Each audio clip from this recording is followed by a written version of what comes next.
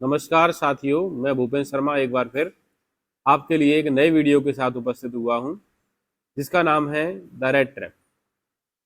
ये class 12th का 4th chapter है और हमारे एमपी टेट में भी ये है, यानी कि हमारे सिलेबस में भी है। चलिए आज हम इस चैप्टर को पढ़ने वाले हैं, इसके लाइन बाय लाइन डिस्क्रिप्शन को समझने वाले हैं।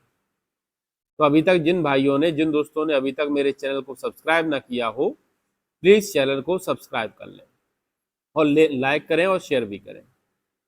आइए चैप्टर को पढ़ते हैं। सबसे पहले चैप्टर का नाम है the rat trap. Rat trap का मतलब होता है चूहेदानी। इसके लेखक हैं Selma Lagerlof. She was born in 1858 and died in 1940। Selma Lagerlof was a Swedish writer whose story have been translated into the many languages. Selma Lagerlof एक Swedish writer थी और उनकी कई सारी कहानियों को कई अन्य भाषाओं में ट्रांसलेटेड किया गया है। A universal theme runs through all of them, a belief that the essential goodness in a human beings can be awakened through the understanding and love. Selma Lagerlof की एक यूनिवर्सल थीम थी कि उनका ऐसा मानना था कि कोई भी व्यक्ति हो, चाहे कितना भी बुरा से बुरा क्यों ना व्यक्ति हो, उसके अंदर से अच्छाई को उसको समझकर और उसके प्रेम से निकाला जा सकता है। उसकी अच्छाई को प्रेम से माध्यम से और उसको समझकर उसे अच्छा बनाया जा सकता है। This story is set amidst the mines of Sweden, rich in iron ore, which figure large in history and legends of that the country. तो ये जो कहानी है, ये कहानी स्वीडन की उन खदानों के बीच की कहानी है जहां पर आयरन की मात्रा बहुत अधिक मात्रा में पाई जाती है ना, कच्चे आयरन की मात्रा पाई जाती है, जहां पर इतिहास और कई सारी कहानियों से जुड़े हुए हैं। आइए हम एक कहानी उसी क्षेत्र से, स्वीडन की उन माइंस के बीच में से पढ़ने वाले हैं, जो आज हम सबके सामने है, जिसका नाम है द रेड ट्रैप। आइए चैप्टर की शुरुआत करते हैं। Once upon a time, there was a man who went around selling small red traps of wire. एक बार की बात है, एक आदमी घूम घूम कर रेड ट्रैप्स बेचने का कार्य किया करता था। और जो रेड ट्रैप्स होते थे वो छोटे छोटे रेड ट्रैप्स होते थे और वो तारों से बने हुए रेड ट्रैप्स होते थे, जैसे कि पुराने जमाने में रेड ट्रैप्स बनाए जाते थे, उसी प्रकार के रेड ट्रैप्स थे। He made them say himself at odd moments from the materials he got by the bagging of the stores or at the big farms. तो जब भी खाली उसके पास समय होता था, उस खाली समय में वह खुद ही अपने हाथों से रेड ट्रैप्स बनाया करता था, जिन तारों को वो किसी न किसी दुकान से ले लिया करता था या बड़े बड़े फार्म से मांग लिया करता था, बैगिंग कर लिया करता था। But even so the business was not specially profitable. लेकिन इतना करने के बावजूद भी उसका जो बिजनेस था रेड ट्रैप्स बनाकर बेचने का, वह प्रॉफिटेबल नहीं था, फायदेमंद नहीं था। So he had to resort to both beggings and the pretty thievery to keep body and soul together. वह अपनी बॉडी और सोल को टुगेदर रखने के लिए, बॉडी और सोल को टुगेदर रखने का मतलब है जीवित रहने के लिए, अपने जीवन को चलाने के लिए वो क्या करता था, भिक्षा भी मांग लिया करता था और छोटी मोटी चोरियां भी कर लिया करता था। Even so his clothes were in rags, her cheeks were shrunken and the hunger gleamed in his eyes. इसके साथ ही उसके कपड़े जो थे वो फटे हुए थे, उसके गाल धसे हुए थे और उसकी आंखों में भूख अलग से दिखाई देती थी। No one can imagine how sad and monotonous life can appear to such a vagabond. कोई नहीं इस बात का अंदाजा लगा सकता कि उसका जीवन कितना दुखों से भरा हुआ था, कितना उसका जीवन एकाकी था। मोनोटोनस का मतलब होता है एकाकी, अकेलापन, एलोन। तो वो अलोन था। Can appear to such a vagabond, कोई नहीं जानता कि किसी वैगाबॉन्ड के लिए एक उसका जीवन कितना एकाकी होता है, कितना दुखी होता है। इसका इस दुनिया में कोई नहीं होता जिसके कोई बात नहीं करने वाला होता, जिसके साथ कोई भी रहने वाला नहीं होता, तो उसका जीवन कैसा होता है, बिल्कुल दुखी होता है। Who plots along the road, वह सड़क के किनारे इधर उधर टहलता रहता था। Left to his own meditation, अपने ही ध्यान में मस्त।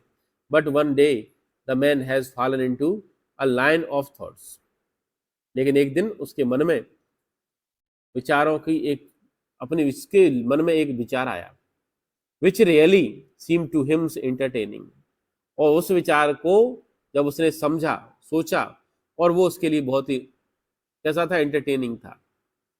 He had naturally been thinking of his rat traps when suddenly was struck by the idea that the world about him, the whole world with his lands and seas, the cities and villages, was nothing but a big rat trap. तो उसके मन में एक विचार आया, विचार यही आया कि ये पूरा का पूरा संसार क्या है, पूरा का संसार एक बड़ा सा रेड ट्रैप है. इसमें जो सीज है, समुद्र है, शहर है, गांव है, इतनी सारी की जो सारी चीजें हैं, वो सब के सब क्या है, इसी बड़े से रेड ट्रैप का एक हिस्सा है. It had never existed for man any other purpose than to sets best of for peoples. इस संसार रूपी पिंजड़े में बिना किसी उद्देश्य के लोग चारे को समझकर चारे को पकड़ने के लिए पहुंच जाते हैं और उसमें फंस के रह जाते हैं. It offer riches and joys. ये जो संसार रूपी जो पिंजड़ा है वो हमें क्या देता है, रिचेस एंड जॉयज देता है, शेल्टर एंड फूड देता है, हीट एंड क्लोथिंग्स देता है. Exactly as a rat traps offer cheese and pork. उसी प्रकार से जिस प्रकार से हम चूहेदानी में क्या रखते हैं, चीज का टुकड़ा रखते हैं, या पॉर्क मांस का, सुअर के मांस का टुकड़ा रखते हैं, जिससे चूहे आकर्षित होते हैं, और जैसे ही वो चूहे पिंजरे के अंदर प्रवेश करते हैं उसे लेने के लिए, काटने के लिए, खाने के लिए, वैसे ही क्या हो जाता है, उनका पिंजरा बंद हो जाता है. उसी प्रकार से वो सोच रहा है कि संसार रूपी पिंजरे में जो भी अच्छी अच्छी चीजें हैं, जिन चीजों को देखकर हम ललचा जाते हैं, जिन चीजों को देखकर हमें उन्हें लेने की इच्छा प्रकट होती है, उन सभी चीजों को वो है क्या समझ रहा था, वो एक बैट की तरह, उस चारे की तरह समझ रहा था. और वो कह रहा था कि जिस दुनिया में क्या है, ये सभी की सभी जो चीजें हैं, अच्छी दिखने वाली चीजें, वो सारी की सारी बैट के समान है. As soon as anyone let himself be tempted to touch the bait, it closed in on him. जो कोई भी इस चारे के प्रति आकर्षित होकर उसे ललचा कर क्या करता है, छूने का प्रयास करता है, वैसे ही उसके लिए संसार बंद हो जाता है. And then everything come to an end. और हर चीज उसके लिए क्या हो जाती है, बंद हो जाती है. The world had of course never been very kind to him. लेखक कहता है कि ऐसा प्रतीत होता है कि जैसे इसके लिए ये पूरा का पूरा संसार जो है इतना दयालु नहीं रहा जितना कि हम सब लोगों के प्रति है. So it gave him unwanted joy of thinking ill of it in this way. इसलिए वो दूसरों के बारे में क्या सोचता है, बुरा सोचने का कार्य करता है. इस प्रकार बुरा सोचकर उसे क्या है, बड़ी खुशी प्राप्त होती है. It became a cherished pastime of his during many daily ploddings to think of people he knew who had let themselves to be caught in the dangerous snare. तो उधर वह इसी बातों को सोचता रहता है, इधर एक स्थान से दूसरे स्थान घूमते हुए जाते हुए वह इसी बात के बारे में सोचता रहता है कि ये देखो, ये व्यक्ति कितनी किसी पिंजड़े में फंसा हुआ है, किसी खतरनाक क्या है जाल में फंस गया है. And others who were still circling around the bed. और फिर उसके बाद किसी दूसरे की ओर देख कर कहता, अरे देखो चारे की तरफ कितना क्या है, घूम घूम कर क्या घूम रहा है ये व्यक्ति, अपने जीवन काल में ये फंस गए हैं. One dark evening as the trudgings along the road he caught sight of the little grey cottage by the road side. एक दिन की बात है, एक शाम की बात है, शाम अंधेरी हो चुकी थी और वह भी सड़क के किनारे किनारे घूम रहा था. तभी उसे एक सड़क के किनारे पर एक छोटी सी कॉटेज दिखाई दी, जो सड़क के किनारे थी, ग्रे कॉटेज थी. And he knocked on the door of the ask shelter for the night. और उसने उस कॉटेज के सामने दरवाजा खटखटाया और उसमें अपनी शरण मांगी कि भाई आज रात के लिए हमें अपने यहाँ पर शरण दे दीजिए, हमें यहाँ पर क्या है सोने के लिए परमिशन दे दीजिए. Nor was he refused. Instead of sour faces which ordinarily meet him, the owner, who was an old man without wife or child, was happy to get someone to talk into his loneliness. जिस प्रकार से उस red trap seller के साथ सब लोग बुरा व्यवहार करते हैं, उसके साथ चेहरे बना बनाकर उसे भगा देते हैं, जैसे कि उसे हर बार इसी प्रकार से व्यवहार करने के लिए मिलता था. लेकिन इस बार जो उस घर का मालिक था वो एक ओल्ड क्रॉफ्टर था, और उस ओल्ड क्रॉफ्टर के ना तो बीवी बच्चे थे, कोई नहीं था. इसलिए जब उसने देखा कि कोई उससे बात करने के लिए आया हुआ है, कोई उसके पास शरण लेने के लिए आया हुआ है, तो उसको भी ऐसा लगा कि कोई ऐसा व्यक्ति आया है जो उसके एकाकीपन को दूर करने के लिए आया हुआ है. Immediately he put the porridge pot on the fire and gave him supper. तुरंत ही उसने क्या किया, पॉरेज पॉट, पॉरेज का मतलब होता है खिचड़ी, पॉरेज का बर्तन कहाँ पे रख दिया, आग के ऊपर रख दिया, बर्तन किस पे रख दिया, चूल्हे वगैरह पे, और उसे तुरंत ही खाना खाने के लिए दिया. Then he craved of such a big slice from his tobacco rolls that it was enough both for the stranger's pipe and his own. और खाना खाने के बाद उसने क्या किया, तम्बाकू की एक रोल बनाई और जो अपने स्ट्रेंजर के लिए और खुद के लिए जो पर्याप्त थी, इतनी तम्बाकू उसने लेकर दोनों के लिए पर्याप्त की, यानी कि शाम के समय खाना खाने के बाद धूम्रपान का कार्य किया. Finally he got out on old pack of cards. आखिरकार वह कार्ड्स के पुराने पत्ते लेकर आया. And play mjolis with his guest until bedtime. और दोनों ने क्या है, जब तक वो सो नहीं गए तब तक के लिए दोनों मेजलिस खेलने का कार्य करते रहे. मेजलिस एक गेम का नाम है, जिस प्रकार से अपने यहाँ पर पत्ते वगैरह खेलते हैं, उसी प्रकार से. The old man was just as generous with his confidence as with the porridge and तम्बाकू. वह बूढ़ा व्यक्ति उतना ही ज्यादा दयावान और अच्छा था जैसे कि उसकी तम्बाकू थी और क्या है, पॉरेज, खिचड़ी थी. The guest was informed at once that in his old days of prosperity his host had been a crofter at the Ramsjo iron work. तो बातों बातों में होस्ट ने यह बताया कि एक समय में जब वह युवा था, समृद्ध था, तब वह रैमजो आयरन वर्क में काम किया करता था. And had work on the land. और उसी के आधार पर वह उसी जमीन पर कार्य करता था. Now that he was no longer able to do day labours. लेकिन अब वह बूढ़ा हो चुका है, इसलिए दिन में काम करने के लायक नहीं है. It was his cow which support him. अब उसका खर्च चलाने वाली कौन है, एक गाय है जो उसे दूध देती है और साथ ही साथ उसका खर्च चलाने का कार्य करती है. यस दैट बूजी वॉज एक्स्ट्राऑर्डिनरी. ऐसा कहते हुए, अपनी गाय की प्रशंसा करते हुए, वह बताता है कि हमारी गाय जो है बहुत ही असाधारण है. She could give milk for the creamery every day. वह गाय जो है हर दिन कैसी होती जा रही है, क्रीमरी होती जा रही है, उसमें और ज्यादा मात्रा में क्रीम बढ़ती जा रही है. The last month he had received all of 30 crore in payments. तो वो कहता है कि पिछले महीने उसे दूध बेचकर क्या मिला, 30 करोड़ पेमेंट हुआ है. 30 करोड़ वहाँ की बिल है, मुद्रा है, क्रोनोर.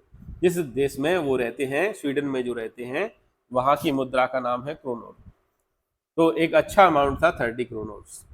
उसे पिछले महीने के दूध के बदले में जो पैसे प्राप्त हुए हैं उसको, उनके बारे में उसने बताया. किसको बताया, पेडलर को. The stranger must have seemed incredulous, for the old man got up and went to the window, took down a leather pouch which hung on the nail in the very window frames and picked out 3 wrinkled 10 kronor bills. उसे लगा कि stranger उसकी बात को से सहमत नहीं है, इसलिए वह खड़ा हुआ और खिड़की के पास गया. और खिड़की के पास जाने के बाद वहां पर एक नेल से, यानी कील से लटकी हुई एक लेदर पाउच को उसने उतारा और उसमें से 10-10 के 3 क्रोनोर बिल्स क्या है निकाले. These he held up before the eyes of the guest. उसने अपने मेहमान के आंखों के सामने 10-3 के नोट, 10 के 3 नोट उसे दिखाए. Nodding knowingly and then stuffed them into the pouch. जब स्ट्रेंजर ने क्या है उसे देखकर अपना सिर हिलाया तो उसे समझ में आया कि अब इसकी बात, ये हमारी बात मान गया है. फिर उसने क्या किया, उन लेदर के पाउच में फिर से उन नोटों को रख दिया और वहीं की वहीं लेदर की पाउच को टांग दिया जहां से उसने उठाई थी. The next day both mens got up in the good season. सो जैसे ही सुबह हुई, अगली सुबह जैसे हुई, तो दोनों ही पुरुष जल्दी जग गए. गुड सीजन का मतलब होता है early in the morning. The crofter was in hurry to milk the cow. Crofter को जल्दी थी किस बात की, कि उसे अपनी गाय का दूध निकालना था. And the other man probably thought that he should not stay in bed when the head of the house had gotten up. और दूसरा व्यक्ति इसलिए जग गया क्योंकि उसे ऐसा लगता था कि जब घर का मालिक जग जाए तो आपको भी जग जाना चाहिए. आप वहां के मेहमान नहीं हैं, आप वहां पर शरण लेने के लिए आए हुए हैं, और आप अगर घर का मालिक सुबह जल्दी जग जाता है तो आपको भी जल्दी जग जाना चाहिए. They left the cottage at the same time. दोनों ने एक साथ ही कॉटेज को छोड़ा. The crofter locked the door and put the keys in his pocket. Crofter ने अपने घर का ताला लगाया और उसके चाबियां अपने जेब में रख ली। The man was with the rat traps said goodbye. जो व्यक्ति जो अपने साथ में रेड ट्रैप्स लिए हुए था, उसने गुड बाय कहा एंड थैंक यू कहा, and thereupon each went to his own way. और दोनों ही अपने साथ अपने अपने रास्ते पर आगे बढ़ लिए। But half an hour later the rat trap peddlers stood again before the door. लेकिन आधे घंटे के बाद ही रेड ट्रैप पेडलर फिर अपने ही उसी दरवाजे के सामने खड़ा हुआ पाया गया। He did not try to get in. उसने अंदर जाने का प्रयास नहीं किया। However, he only went to the windows. तो अंदर जाने का उसने प्रयास नहीं किया। अरे उसने कहां पर पहुंचा? उसी खिड़की के पास पहुंचा जिस खिड़की के पास लेदर की पाउच में रुपए टंगे हुए थे, उसी खिड़की के पास। स्मैश्ड ए पेन, उसने उनमें से खिड़कियों में से एक कांच को तोड़ दिया। स्टक इन हिज हैंड, अपने हाथ से जोर मारकर क्या कर दिया? धक्का मारकर एक कांच को तोड़ दिया। Got hold of the pouch which is the 30 kronor, और उसने क्या किया? उसमें अंदर हाथ डाल के जिस लेदर की पाउच में 30 क्रोनर रुपए रखे हुए थे उनको निकाल लिया। He took the money and thrust it into his own pocket. उसने उस लेदर की पाउच को खोलकर उसमें जो 30 क्रोनर बिल्स रखे हुए थे वो निकालकर अपनी जेब में रख लिए। Then he hung the leather pouch very carefully back at its place and went away. और फिर उसने उस लेदर पाउच को जिस जगह से उठाया था उसी जगह पर फिर से टांग दिया और वहां से निकल गया, खिसक गया। As he walked along with the money in his pocket, he felt quite pleased with his smartness. जब वह पैसे चुरा कर जा रहा था और अपनी अपनी स्मार्टनेस में बड़ा खुश हो रहा था कि देखो आज तो क्या है, व्यवस्था बन गई, आज 30 क्रोनर बिल्स हमने क्या है चुरा लिए। He realized, of course, that at first he dare not continue as a public highway. तो पहले तो उसे चलता गया, फिर थोड़ी देर बाद उसे रियलाइज हुआ कि हमने चोरी की है और हमें पब्लिक हाईवे पर नहीं जाना चाहिए, क्योंकि क्रॉफ्टर को पता लग गया तो क्रॉफ्टर ढूंढता हुआ कहाँ जाएगा? रोड पे ही जाएगा।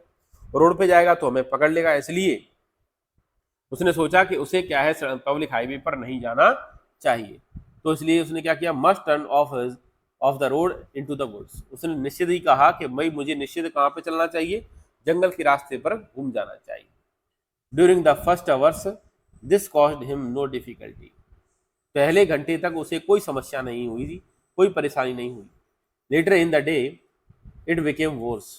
लेकिन धीरे धीरे जैसे जैसे दिन निकलता जा रहा था वैसे वैसे समय कैसा होता जा रहा था? उसके लिए बद से बदतर होता जा रहा था। For it was a big and confusing forest which had been gotten into. जिस जंगल में उसने प्रवेश किया था वह बहुत ही बड़ा और बहुत ही संदेशप्रद जंगल था। He tried to be sure to walk in a definite direction. वह किसी एक निश्चित दिशा में चलने का प्रयास करता, but the path twisted back and forth so strangely. इसलिए क्या है, जब भी वो सीधी रास्ता में चलने का कार्य करता लेकिन उसके जो रास्ते थे वो रास्ते घुमावदार थे, घूम फिर के वो वहीं की वहीं आ जाता। He walked and walked without coming to the end of the woods. वह लगातार चलता ही गया बिना किसी किनारे के अंत आए हुए। And finally realized that he had only been walking around in the same part of the forest. आखिरकार उसे आभास हुआ कि वह उस जंगल के किसी एक ही किनारे पर एक ही स्थान पर घूम रहा है। All at once he recalled his thoughts about the world and the rat traps. आखिर में उसे अपने विचार ही खुद याद आए उस संसार के रूप में। यह संसार क्या है? एक बड़ा सा रेड ट्रैप है। Now his own turn had come.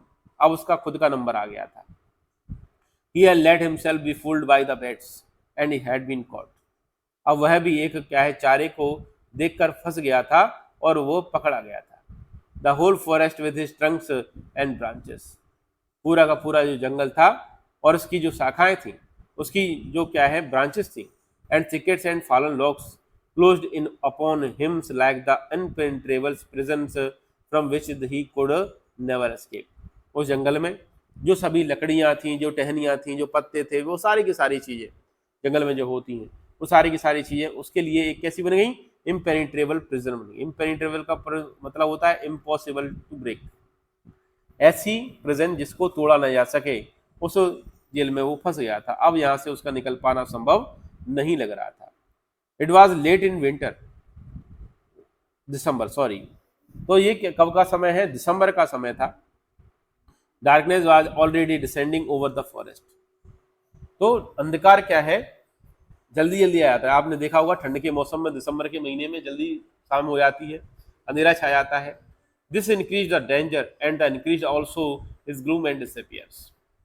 तो जैसे जैसे अंधेरा होता जा रहा था वैसे वैसे उसके लिए खतरा बढ़ता जा रहा था, और साथ ही साथ क्या बढ़ रहा था, उसकी निराशा बढ़ रही थी और उसकी क्या है, उदासी बढ़ती जा रही थी। Finally he saw no way out, आखिरकार उसे कोई रास्ता नहीं बाहर निकलने के लिए दिखाई दिया। ही सैंक डाउन ऑन द ग्राउंड, तो वो जमीन पर लेट गया। ट्राई टू डेथ, और मरने का प्रयास करने लगा कि अब कैसे करके हमारी मृत्यु तो अब नजदीक आई गई, अब कैसे भी करके मुझे मरना ही है। Thinking that his last moment and come, इसी प्रकार के वो सोच रहा था कि अब हमारी मृत्यु आ गई। But just as he laid his head on the ground he heard a sound, a hard regular thumping. जैसे ही वह सिर को जमीन पर लेटा वैसे ही उसे कुछ धमक की आवाज सुनाई दी, थम्पिंग की आवाज। थम्पिंग के मतलब होता है लगातार नियमित रूप से धमक की आवाज।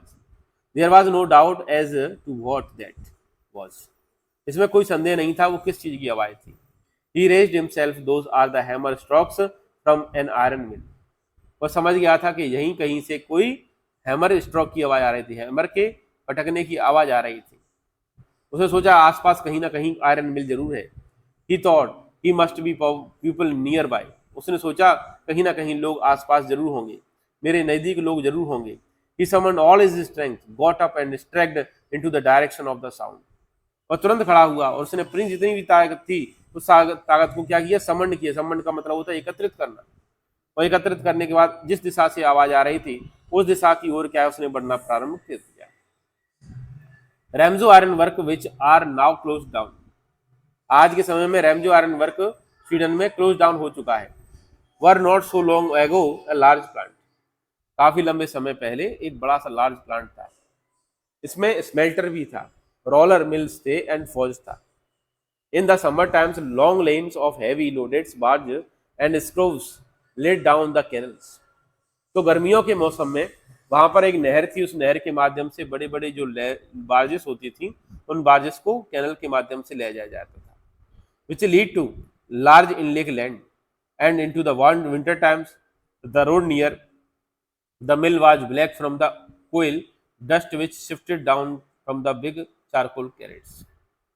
और गर्मियों के मौसम के बजाय ठंड के मौसम में क्या होता था, ठंड के मौसम में सड़कें जो थी, सड़कें कैसी हो जाती थी, काली हो जाती थी, क्योंकि ट्रक के माध्यम से क्या आता था, चारकोल आता था, जिससे चारकोल में लोहे को पिघलाया जाता था, उसको लाया जाता था, और जिसकी डस्ट के कारण कैसे हो जाती थी, रोड काली पड़ जाती थी। During one of the long dark evenings just before Christmas the master Smith and his helper sat in the dark forge near the furnace waiting for the pig iron which had been put up in the fire to be ready to put on the anvils। तो उन अंधेरी रातों में, उन अंधेरी शाम में, जिसको Christmas से just पहले की बात है, वहां पर एक मास्टर स्मिथ थे। मास्टर स्मिथ एक लोहार थे और उनके साथ उनके हेल्पर भी थे। कहाँ पे बैठे हुए थे, फौज के पास बैठे हुए थे और कच्चे लोहे के इंतजार कर रहे थे पकने का, जो उन्होंने कहाँ पे रखा हुआ था, एनविल यानी कि भट्टी में डाला हुआ था। Every now and then one of them got up to the stair and glowing mass with a long iron bar.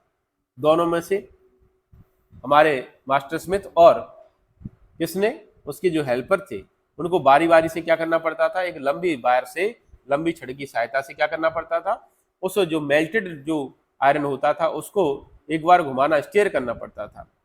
Returning in a few moments dripped and with the perspirations, और जब वो उसे घुमा के आते थे उससे लोहे की छड़ से, तो वहां से पसीने से हमारे भीग जाते थे। पर्सिपरेशन का मतलब होता है ड्रिप्ड विथ पर्सिपरेशन, ड्रिपिंग का मतलब होता है भीग जाना। Through as was the customs he wore nothing but a long shirt and a pair of wooden shoes. जैसे कि वहां पर कस्टम के अनुसार उन्हें क्या पहनने के लिए मिलता था, एक लंबी शर्ट और साथ ही साथ क्या है, लकड़ी के जूते पहनने के लिए मिलते थे, और उन्हें पहनकर वो वहां पर भट्टी में काम किया करते थे। All the times there was many sounds और to be heard in the forge, और उसी के समय क्या होता था, उसी समय उन्हें कई सारी आवाजें सुनाई पड़ती थी फौज में। The big bellows grounds and the burning coil crackles, बड़ी बड़ी जो भट्टी थी उन भट्टियों में जो ब्लोअर्स थे, ब्लोअर्स की आवाज़ें आती थी, वो भर भर की आवाज़ें आती थी, वो आवाज़ आती थी, साथ ही साथ कोयले की चटकने की आवाज़ आती थी। Fire boy shovels charcoals into the maw of the furnace with the great deals of the clatters, और जो फायर बॉय था वो क्या करता था, भट्टी के मुंह में कोयले को डालने का कार्य करता था, जिससे उसके खड़खड़ाने की आवाज आती थी। आउटसाइड रोर द वाटरफॉल, और इसी के साथ साथ क्या है, उस फैक्ट्री के पास ही एक वाटरफॉल था और उसकी रोर की आवाज, उसकी आवाज आती थी। The sharp north winds whipped at the rains against the brick tile proof, और इसके साथ ही साथ क्या था, उत्तर से चलने वाली जो हवाएं थी उन हवाओं के कारण जो रेमजो आयरन वर्क की छत जो थी उस वो खपरेल से बनी हुई थी, और उसकी खपरेल की जो टाइल होती थी वो आवाज करती थी। तो इस प्रकार से कई सारी आवाजें थी उस भट्टी के आसपास आती रहती थी। इसलिए शायद जो आयरन मास्टर था और उसके साथ जो अप्रेंटिस था वो उस बात को समझ नहीं पाया कि वहां पर कोई आ रहा है कि नहीं है, कोई दरवाजा खटखटा रहा है कि नहीं है, क्योंकि भट्टी में आप लोगों ने सुना होगा फैक्ट्री में बहुत सारी आवाजें आती हैं और इनके बारे छोटी मोटी आवाजें सुनाई नहीं देती है। It was probably on account of all this noise that the blacksmith did not notice that a man had opened the gate and entered the forge. शायद इन्हीं सभी आवाजों के कारण, जो शोर शराबा हो रहा था उन सभी आवाजों के कारण शायद ब्लैक स्मिथ ने इस बात पर ध्यान नहीं दिया कि एक मैन दरवाजा खोलकर अंदर प्रवेश कर गया। Until he stood close up to the furnace, जब तक कि फर्नेस के बिल्कुल नजदीक आकर वह खड़ा नहीं हो गया तब तक उन्होंने कोई ध्यान ही नहीं दे पाया कि कोई आ भी गया है कि नहीं। Surely it was nothing unusual for the poor vagabond, without any better shelter for the night, to be attracted to the forge by the glow of the light which escaped through the sooty panes, and to come to the warm themselves in front of the fire. तो निश्चित ही उस vagabond के लिए इससे बेहतर जगह कहीं हो ही नहीं सकती थी, क्योंकि ठंड का मौसम था और ठंड के मौसम में क्या होता है, सबसे अच्छी जगह क्या होती है, गर्म होती है, जहाँ पर आग होती है वहाँ पर वो सबसे अच्छी जगह होती है। और उस आग की जो रोशनी थी, वहाँ की सूटी पेन्स जो था, जो खिड़कियाँ जो कैसे धुंधली पड़ गई थी उनसे बाहर तक आ रही थी, और उसको देखकर उसे अंदर प्रवेश कर गया था।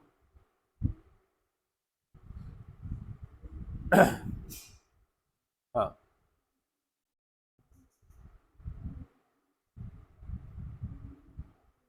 हाँ, The blacksmith glanced only casually and indifferently at the intruder. Blacksmith ने हल्का सा ही उसकी ओर ध्यान दिया और उसने कोई यहाँ ध्यान भी नहीं दिया कि कौन है कौन नहीं है कौन है। उसने केवल उसे देखा कि हाँ कोई व्यक्ति आ गया है और उसके फर्नेस के पास खड़ा हुआ है। He looked the way people of his type usually did. उसने जिस प्रकार से उसे देखा वैसे ही हर एक व्यक्ति उसे देखता था। With a long beard, dirty, ragged, and with a bunch of the red traps dragging on his chest. कैसा दिखाई दे रहा था? गंदा शंदा था, बड़ी हुई दाढ़ी थी, फटे कपड़े पहने हुए था और उससे गले में रेड ट्रैप्स लटके हुए थे उसके चेस्ट पर। He asked permission to stay, and the master blacksmith nodded a hearty consent without honoring him with a single word. तो उस रेड ट्रैप सेलर ने वहां पर रुकने के लिए उस ब्लैक स्मिथ से क्या मांगी, परमिशन मांगी कि भैया आप हमें यहाँ पर रात को गुजारने के लिए आप हमें क्या दे दीजिए, परमिशन दे दीजिए, जिससे हम क्या है यहाँ पर रुक सके। तो ब्लैक स्मिथ ने भी उसे बिना किसी बोले, बिना कोई शब्द निकाले उसे कह दिया कि हाँ तुम्हें जहाँ जगह आए वहां पर लेट जाओ। The tramp did not say anything either. इसके बाद ट्रैम्प ने भी कुछ नहीं कहा उस ब्लैक स्मिथ से। He had not come there to talk but only to warm himself and sleep. वह ट्रैम्प वहां पर उससे बात करने के लिए नहीं आया हुआ था, वह अपनी रात कैसे भी करके अपनी रात गुजारना चाहता था और अपने आप को गर्म रखना चाहता था, ठंड का मौसम था इसलिए। In those days the Ramsjo iron mill was owned by a very prominent iron master. उन दिनों रेमजो आयरन वर्क एक बहुत ही अच्छे आयरन मास्टर के द्वारा उसका मालिकाना किया जा रहा था। Whose greatest ambition was to ship out good iron to the market. उसकी हमेशा एम्बिशन ये थी कि वह कैसे भी करके एक अच्छा लोहा बाजार तक पहुंच पाए। He watched both night and day, वह दिन और रात ध्यान देता था कि हमारे फर्नेस से, हमारी फैक्ट्री से जितने ज्यादा हो सके अच्छा लोहा बाहर निकल सके। See that the work was done as well as possible, वह यही देखने में लगा रहता था कि कैसे भी करके काम होता रहे। काम कभी दिन में आता था, कभी रात में आता था इंस्पेक्शन करने के लिए। And at this very moment he came into the फॉज on one of the Knightley round of inspection, और उसी प्रकार से उसके जो रात के समय इंस्पेक्शन होता था, उसी इंस्पेक्शन के कारण वो कहाँ पे आया हुआ था, आज अपनी फैक्ट्री में घूमने के लिए आया हुआ था। Naturally, the first things he saw was the tall ragamuffins who had eased his way so close to the furnace that steam rose from the wet racks. जैसे ही वो आया उसने क्या देखा कि एक रेगामेफिन्स, टॉल रेगामेफिन्स, एक लंबा चौड़ा फटे कपड़े पहने हुए जो व्यक्ति है उसे उसने रेगामेफिन्स कह के बुलाया, जो कहाँ पे था, भट्टी के बिल्कुल नजदीक खड़ा हुआ था, और उसके भीगे हुए कपड़ों में से क्या निकल रहा था, भाप, ऊष्मा निकल रही थी। The iron master did not follow the example of the blacksmith. Iron master ने उस प्रकार से उसके साथ व्यवहार नहीं किया जिस प्रकार से ब्लैक स्मिथ ने उसके साथ व्यवहार किया था। मतलब ब्लैक स्मिथ ने उसकी तरफ थोड़ा हल्का सा देखा था और उससे कोई पास चीज नहीं की, उससे कुछ पूछा ताछा नहीं कि कौन हो क्या नहीं हो, तो उससे इतना नहीं किया, बल्कि आयरन मास्टर उसके पास गया। Who had hardly designed to the look at the strangers. He walked close to him, looked him over the very carefully. Iron master जो उसके पास पहुंचा, नजदीक पहुंचने के बाद बड़ी ध्यान से उसे देखा। Then torn off his slouch had to get a better view of his face. और उसने क्या किया, उसने सिर के ऊपर से टोपी उतारी जिससे वो उसे अच्छी तरह से देख सके, पहचान सके कि वह कौन है। But of course it is you, Neil Saloof, he said. How are you look? जैसे ही उसे हेड उतारने के बाद उसने उसे एक व्यक्ति के रूप में पहचान लिया जिसका नाम था नील सलूफ। आयरन मास्टर ने उस रेड ट्रैप सेलर को नील सलूफ कहकर संबोधित किया और कहा, अरे ये तुम्हारी हालत कैसे हो गई? The man with the rat traps had never seen the iron master at the Ramsjo iron. जो रेड ट्रैप सेलर था, वो रेड ट्रैप सेलर ने अपने जीवन में कभी उस व्यक्ति को इससे पहले नहीं देखा था जो कि रेमजो में उससे मिल रहा था। And did not even know what his name was, और वह यह भी नहीं जानता था कि उसका नाम है भी क्या नहीं, उसे यह भी नहीं पता था इसका नाम क्या है। But it awkward to him that if the fine gentleman thought he was an old acquaintances he might perhaps throw him to a couple of kroners. लेकिन उसे इतना जरूर पता था कि कोई भला मानस, जो कोई बड़ा व्यक्ति उसे अगर अपना परिचित बताता है तो शायद हो सकता है कि उसे कुछ एक दो क्रोनर के रुपए भी फेंक दे कि जाओ तुम अपनी हालत सुधार लो। Therefore he did not want to undeceive him at all at once. इसलिए वह उसे अनडिसीव नहीं करना चाहता था, उसे नहीं चाहता था कि वह गलत साबित हो जाए, इसलिए उसने कुछ नहीं कहा। उसने क्या कहा? Yes, God knows things have gone downhill with me, he said. उस आयरन मास्टर, उस रेड ट्रैप सेलर ने कहा कि भगवान ही जानता है, भगवान ने हमारे साथ जो भी कुछ किया है वो किया है, हमारी स्थिति उसी ने खराब की है। You should not have resigned from the regiment, said the Iron Master. Iron master ने कहा कि तुम्हें अपनी रेजिमेंट से रिजाइन नहीं करना चाहिए था। That was the mistake. ये तुम्हारी गलती थी। If only I had still been in the service at that time, it never would be happened. ये गलती जो थी, आपने जो गलती की है, अगर मैं उस समय सर्विस में होता तो आपको वहां पर रिजाइन नहीं करने देता। Well, now of course you will come home with me. चलो ठीक है, कोई बात नहीं, अब तुम मेरे साथ मेरे घर चल रहे हो। To go along up to the manor house, be received by the owner like the old regimental comrade, that's how did not please the trend. अब उसे ऐसा लगने लगा कि भाई मैनर हाउस में जाने के लिए, अगर वो मैनर हाउस में गया तो उसे अच्छा नहीं लग रहा था कि भाई अगर मैं इसके यहाँ पे गया तो मेरी पोल खुल सकती है, इसलिए उसने जाने से मना कर दिया। तो इस पार्ट में हम यहीं तक पढ़ने वाले हैं। चैप्टर काफ़ी बड़ा है, इसलिए हम इसमें दो भाग में क्या है इसको बनाएंगे, और मैं समझता हूँ यहाँ तक पढ़ने के बाद आप दूसरे चैप्टर को जरूर देखेंगे। तो अच्छा लगा हो तो प्लीज़ कमेंट करके जरूर बताएं कि आपको कैसा लगा। Thank you very much.